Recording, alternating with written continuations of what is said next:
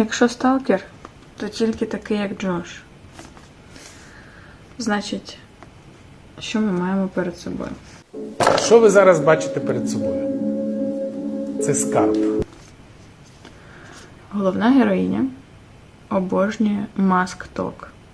Це тік-ток, в якому гарні накачані чоловіки в масках знімають гарні накачані відео.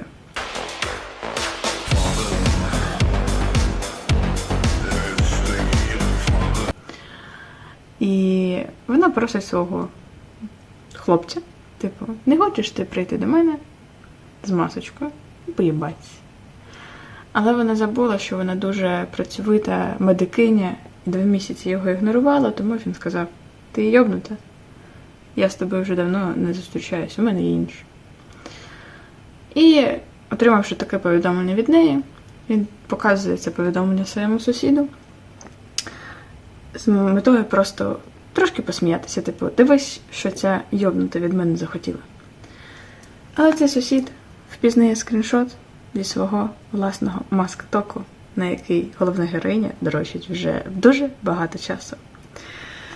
І він вирішив перевірити, чи дійсно всі її коментарі, які вона писала під його аккаунтом про бажання пробратися в її хату, правдиві.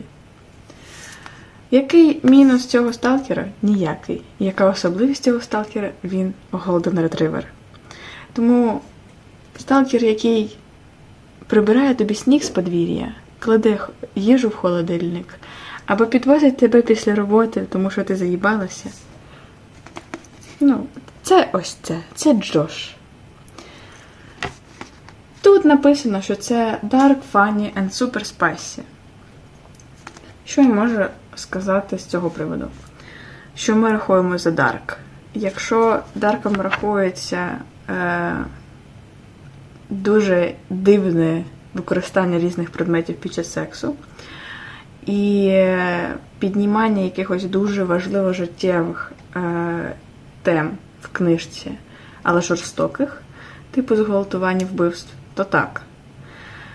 Але особисто для мене, окрім цих ознак, які тут є, Dark Roman описує все це, що я сказала раніше, так, що тобі одночасно, ти логікою розумієш контекст, що ти описуєш це як проблематику, але тобі одночасно це боляче читати, як було з Аделіною, наприклад.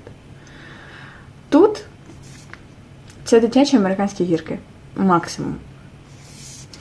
Тому 1 за використання нового предмету в єблі і 1 за опис важливих тем, але без деталізації. І ще 1, тому що мені просто подобається Джош. Тому Dark Roman це на 3 з 10. Може 2-3 з 10, давайте так. Спайсі.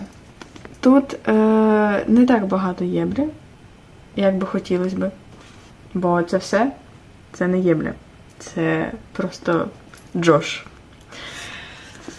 Але так, як єбля, я би поставила їй десь 6-7 з 10.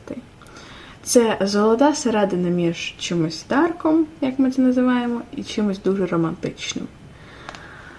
Сюжет тут залежить від того, який сюжет подобається читачу. Якщо ви тривожник, але вам хочеться читати щось дарк, це ваш скарб. Тому що тут був момент сюжету, який міг би повернути все в русло Аделіни. Абсолютно майже все.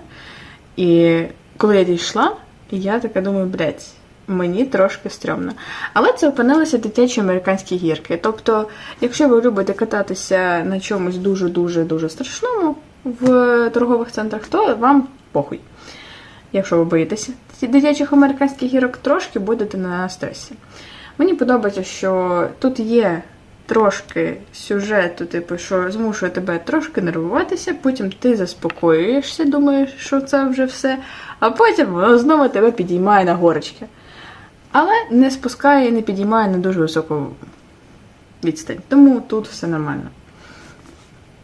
Тому загалом я поставлю цій книжці, враховуючи, що я думала, що це прям дуже дарк, але не дуже дарк. Мені все одно вона дуже сподобалась. Десь 6-7 з 10. Це дуже нагадує фанфік по Дроміоні, який треба читати перед тим, як ти починаєш читати Менакліт. Тобто це база, лайтова база, яка тебе трошечки на полшишечки посвятить в всю цю історію. Чи буду я радити цю книжку комусь? Так, особливо тим, хто ставить Абіні 1 з 5. Це просто ваш варіант. Тому що «М'ясник і чорна пташка» – це не дарк. Те, що там описують, як вони вбивають людей, ну і що? Ну, типу, це не, там нема такої сильної проблематики. Да, там піднімається проблематика вбивць. Але вона може підніматися як і в детективах, так і в трилерах. Тому я це не рахую.